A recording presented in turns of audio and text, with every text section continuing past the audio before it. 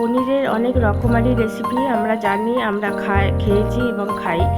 আজ মহাষষ্ঠীতে সহজেই খুব কম সময়ে আপনারা এই রান্নাটা করে নিতেই পারেন। আশা করি ভালো লাগবে সকলের। নমস্কার, আমি শাওন পাকশালার পক্ষ থেকে মহাষষ্ঠীতে সকলকে শুভেচ্ছা জানিয়ে আজকে রেসিপিটা শুরু করছি।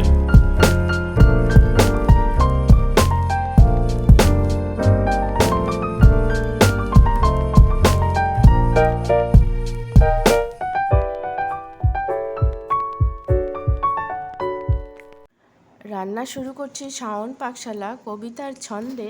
ভিডিও দেখে রান্না করুন মনের আনন্দে। নমস্কার বন্ধুরা, শাওন পাকশালাতে সবাইকে স্বাগত জানাই। আগত দুর্গাপূজার ষষ্ঠী স্পেশাল আমি আজকে রান্নার ভিডিও দেখাবো। আজকে যে নতুন রান্নাটা আমি করব সেটা হচ্ছে পনির মহারানি। তার জন্য পনিরগুলোকে আমি চোখো চোখো করে কেটে নিয়েছি। আর এখানে নিয়েছি ছানার জল 1 কাপ, ক্যাপসিকাম কুচি করে নিয়েছি। ক্যাপসিকামের সিডসগুলো ছাড়িয়ে নিয়ে আমি ক্যাপসিকামকে ধুয়ে নিয়েছি। টমেটোরও সিডসগুলো ছাড়িয়ে নিয়েছি ফ্রেশ ধনেপাতা কুচি, আর নিয়েছি বেসন, আর নিয়েছি লোকাল ঘি।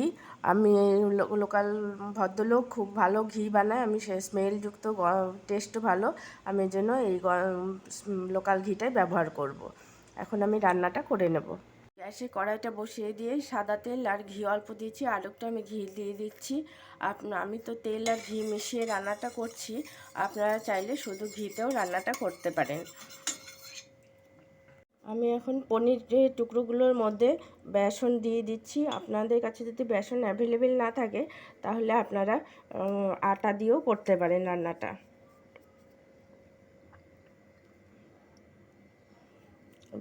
বেসনে ভালো মতো করে কোট করে নিয়ে আমি পনিরগুলোকে তেল আর ঘিয়ের মধ্যে ডিপ ফ্রাই করে নেব। তেল ঘি ভালো মতো গরম হয়ে গেছে। এখন আমি এর মধ্যে বেসনে কোট করা পনিরের টুকরোগুলো দিয়ে দেব।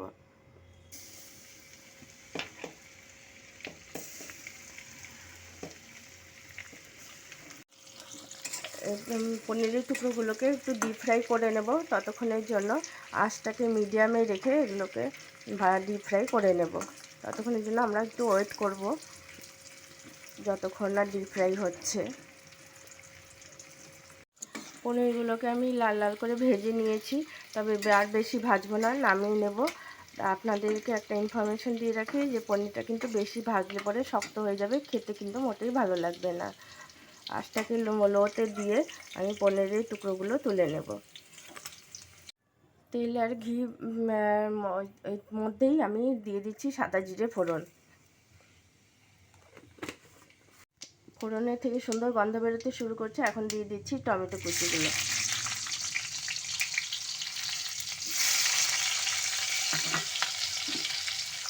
দিয়ে দেবো ক্যাপসিকাম কুচি।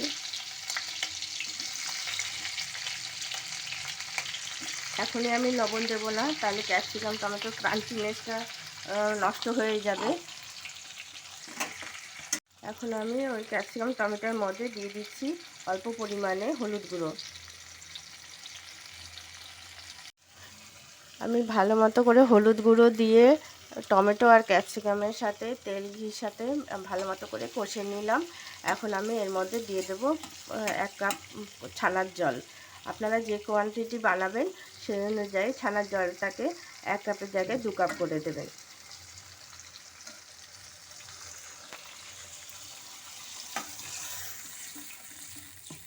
এখন গ্রেভিটা ফুটে গেছে, এখন আমি দিয়ে দিচ্ছি ধনেপাতা কুচি।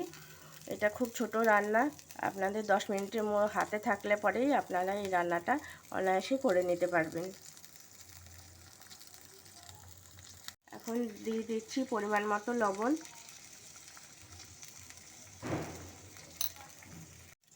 গ্রেভি আঁচটাকে মিডিয়ামে দিয়েছি, আর মিডিয়ামে রেখে গ্রেভিটা আরেকটু ফুটতে দেব, তারপরে পনিরের টুকরোগুলো দিয়ে দেব।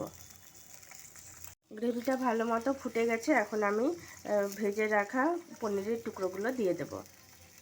আঁচটাকে কিন্তু মিডিয়ামেই রেখেছি। তাহলে লবণ সমস্ত কিছু, যেহেতু পনিরের নিজস্ব কোনো স্বাদ নেই, সেই জন্য লবণ মশলা সমস্ত কিছু এর পনিরের মধ্যেই ঢুকে যাবে। এখন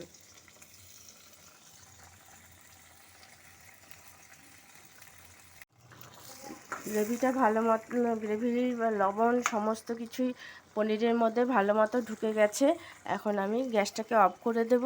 আপনারা যেহেতু নিরামিষ রান্না একটু মিষ্টি মিষ্টি খেতে ভালো লাগে, আপনারা চাইলে পরে একটু মিষ্টি দিতে পারেন, কিন্তু আমি মিষ্টিটা দিচ্ছি না।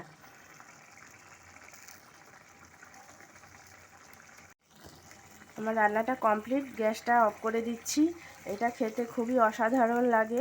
আপনারা পুজোর দিনে ষষ্ঠীতে নিরামিষভাবে করতে পারেন, আবার অন্যান্য পুজোতেও নিরামিষ দিনেও এইভাবে আপনারা করে রান্না করে খেতে পারেন।